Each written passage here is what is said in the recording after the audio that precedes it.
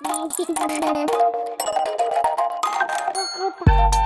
some issues with my diesel heater. Just wondering if the exhaust is supposed to be glowing red like that.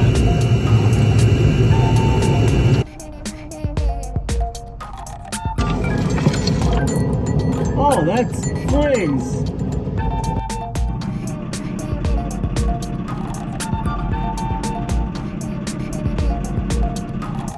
I'm glad I was out here when that happened, because that could have been very bad.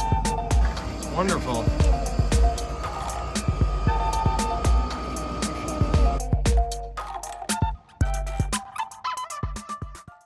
What's up, everyone? Welcome to Lowered Expectations. Thanks for lowering your expectations and hanging out with me here. I do appreciate it.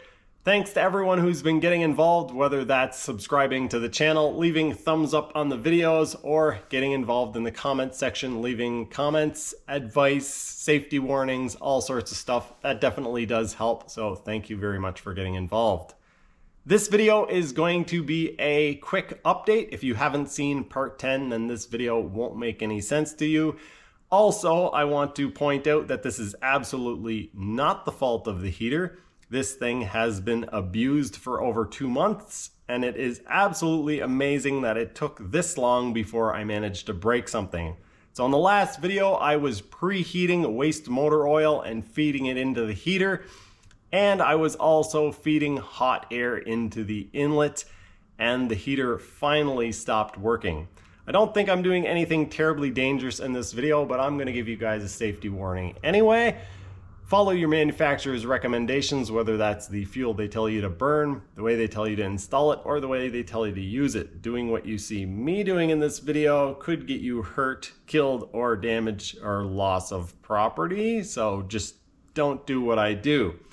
I'll say this now just in case you don't make it all the way to the end of the video. In the next one, I'm going to be testing something that a whole bunch of you recommended for a very long time, and that is starting the heater on diesel and then switching over to the waste oil mix. I also have been given this small engine catalytic converter that I am going to be testing on the heater at some point. Thanks to Dustin for giving me that. I appreciate it. And it should be interesting. I'm going to try mounting it in the burn chamber and also in the exhaust. I assume that it is going to produce a ridiculous amount of heat, but we will only know by testing it. So let's get into this video. It's going to be a quick one. I'll see you at the end. So what's going to happen now? Oh, it shut off. The electronics failed. Uh-oh. I think I fried my electronics.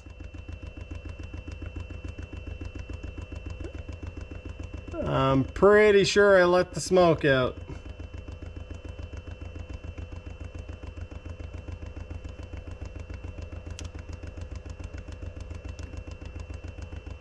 I think I cooked my motor is what I did. 153 Celsius. Okay, folks, so that is actually a result. That is pretty good. It might not seem like it.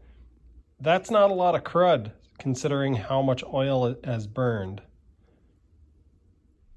I popped the back cover off of the ECM or ECU, whatever they call it, and I don't see any chips that look like they let the smoke out. So I'm going to plug everything in and try to turn it on, hook power up to it, and see what happens. I've got everything connected. I had to bring the fuel tank over here because the fuel pump needs to, the ECU needs to see, or the controller, something needs to see that the fuel pump is connected before it will actually work.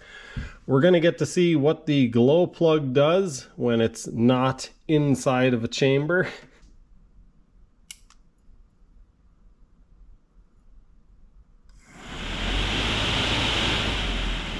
Alright, the fan is working now.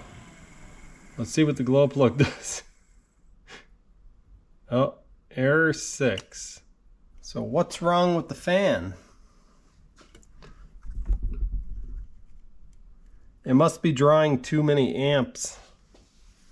Let's try it again, see what happens.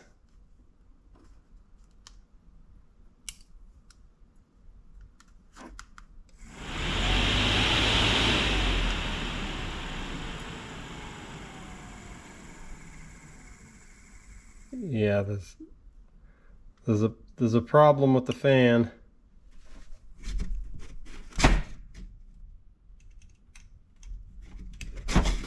I've taken everything apart down to the motor. There is quite a bit of friction in here, so I'm actually going to pull the end caps off. I've taken the motor apart and I still don't see anything that's catastrophic. It does seem to have a bit of friction on this end. I'm going to pull the rotor or armature out of the brushes now and see what... Okay, so maybe it's the brushes themselves that are causing the drag. I don't know what happened in here, but those brushes should be pushing in towards the center and they're hung up. I don't know if something melted here or what. I can see what happened. I don't know if the camera will be able to pick this up, but this part here has actually started to melt on both of them. You can see there's a bigger gap on this end here than there is down here. I don't know that I'm going to be able to fix this. I might be able to put it back together and keep it running for a little while, but definitely not good. I'll have to get another motor. Motor's spinning, motor's spinning. Motor stopped. E6. Crap.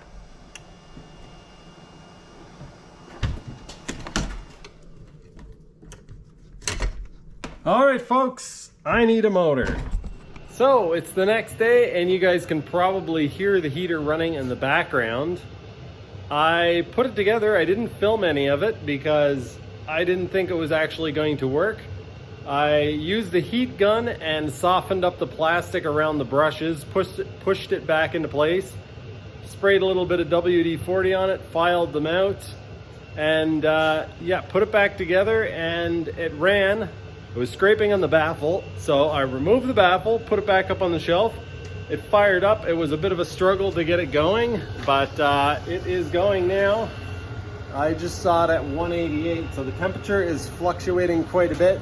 It did this last time too. It fluctuated between about 178 and 2 something. I forget what it was, but just before I started filming, I came over here and it was 218.